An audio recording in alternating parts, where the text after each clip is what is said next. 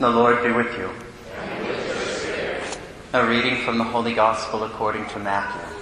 Glory to you, O Lord.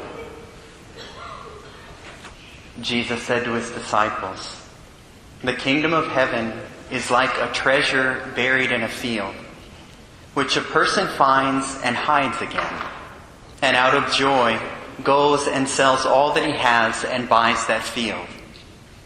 Again, the kingdom of heaven is like a merchant searching for fine pearls. When he finds a pearl of great price, he goes and sells all that he has and buys it." The Gospel of the Lord. Praise to you, Lord Jesus Christ.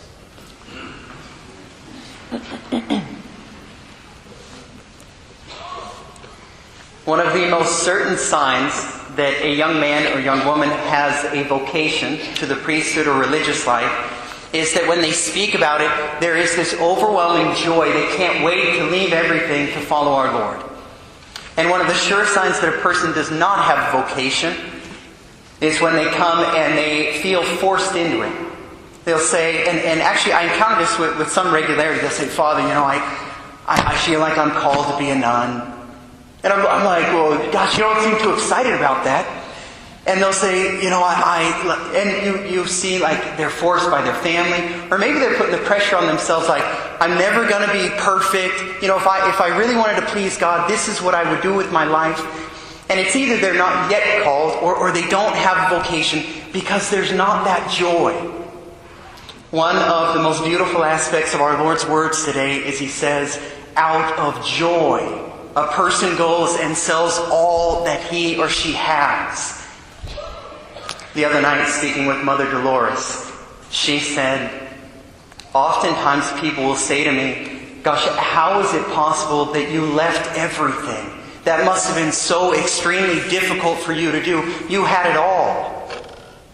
And she says, 'Honestly, I think it was easier for me to leave everything because at a young age, I got to see all that this world has to offer.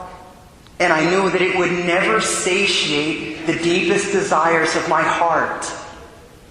St. Ignatius of Loyola, it's a principle that he learned profoundly and would teach. This understanding of joy that comes when something is God's will. So after he was injured in battle and he is convalescing, all he could do was read. He was in a bed for over a year. And he would read books on the lives of saints, or a book on the life of our Lord, and his heart would become aflame. And he thought, "Gosh, that's worth everything."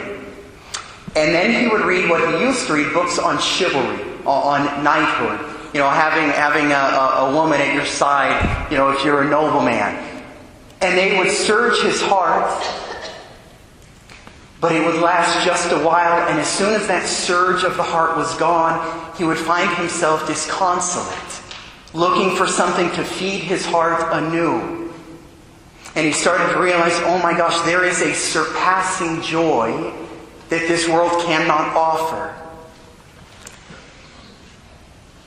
Anyone who is going to follow our Lord with all their hearts has to have that experience at some time in their lives, where they realize this is a treasure that surpasses all other treasures and is worth giving everything for. And so even when a person lives in the world, a married man or a woman, single man, they don't become a religious, a priest, a nun. There is at that time a withdrawal from the world, where they find themselves, all they want to do is spend more time in prayer or read holy books, because they want to devour everything they can, because it is this surpassing treasure. I want to close with the prayer of St. Ignatius, which helps us to rekindle that desire to belong totally to God, no matter what our state in life is.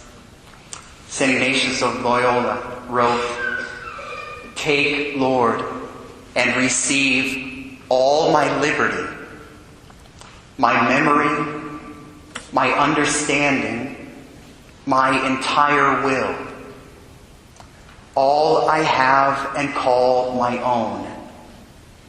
You have given all to me. To you, Lord, I return it. Everything is yours.